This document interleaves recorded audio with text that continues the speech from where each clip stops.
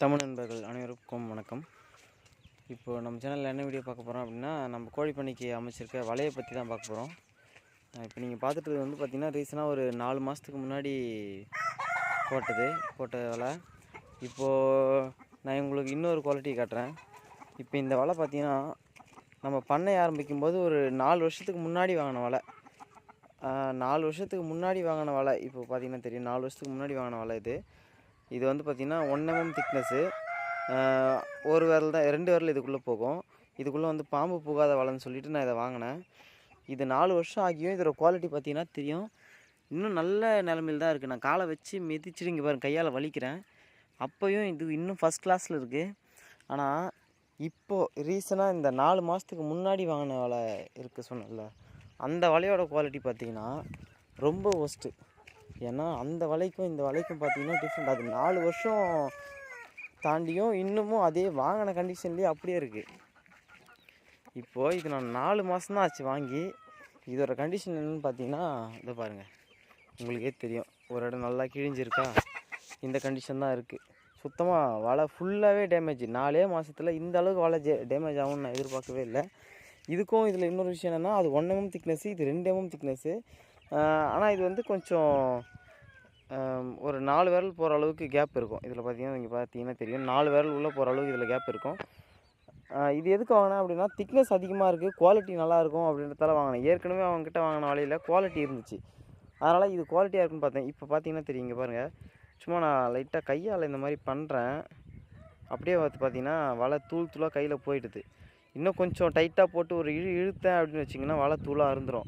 ஒரு கோழி நேராக பறந்து வந்து இந்த வலை மேலே முட்டுது அப்படின்னா அப்படியே அந்த கோழி வலையை கிழிச்சிட்டு போயிடும். இங்கே பாருங்கள், அங்கே ஒரு இடம் கிழிஞ்சிருக்கு, இங்கே ஒரு இடம் கிழிஞ்சிருக்கு, இங்கே ஒரு இடம் கிழிஞ்சிருக்கு. நிறைய டேமேஜ், ஃபுல்லாக டேமேஜ். வலை வந்து சுத்தமாக தாங்கலை. இங்கே பார்த்தீங்கன்னா இங்கே பாருங்கள் எவ்வளோ பெரிய ஓட்டை, எவ்வளோ பெருசாக கிழிஞ்சிருக்கு. அப்படியே பாருங்கள், இப்போ நானே இதுக்குள்ளே போயிடலாம்.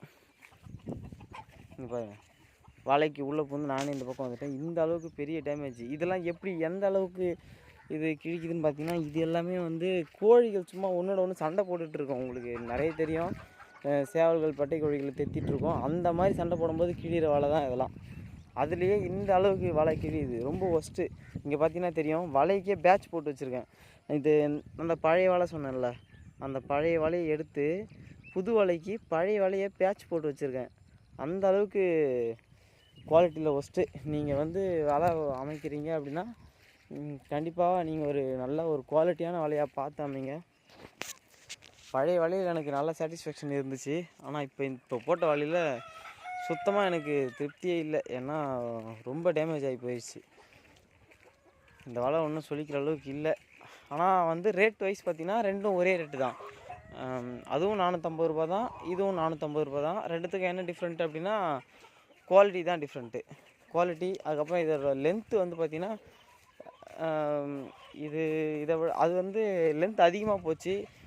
1 கிலோவுக்கு 50 அடி தூரம் போச்சு. இது வந்து 1 கிலோவுக்கு 30 அடி தூரம் தான் போச்சு. அந்த மாதிரி தான் ப்ராப்ளம் வந்துச்சு. மற்றபடி என்னை பற்றி கோழி பண்ணைக்குன்னு பொறுத்த பார்த்திங்கன்னா இங்கே அந்த வலை தான் பெட்ரு.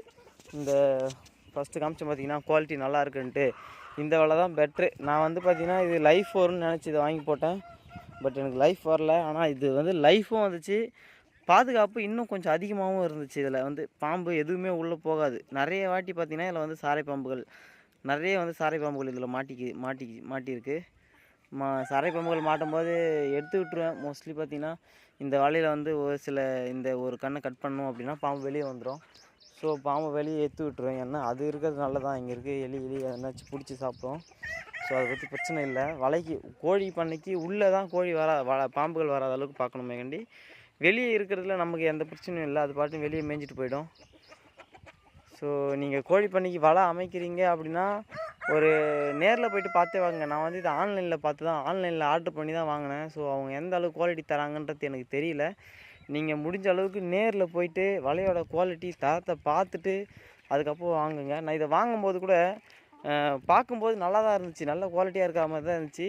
அது வந்து போட்டதுக்கப்புறம் தான் 4 அடைவில் வந்து தான் அதோட முழு தரமே வெளியே தெரிய வருது. ஸோ நீங்கள் அடுத்து அமைக்கிறீங்க அப்படின்னா கொஞ்சம் தரமான முறையில் வலையை அமைச்சிக்கோங்க. அடுத்தடுத்து நம்மளோட சேனலில் போகிற வீடியோக்கெல்லாம் பார்த்துட்ருங்க. நன்றி, வணக்கம்.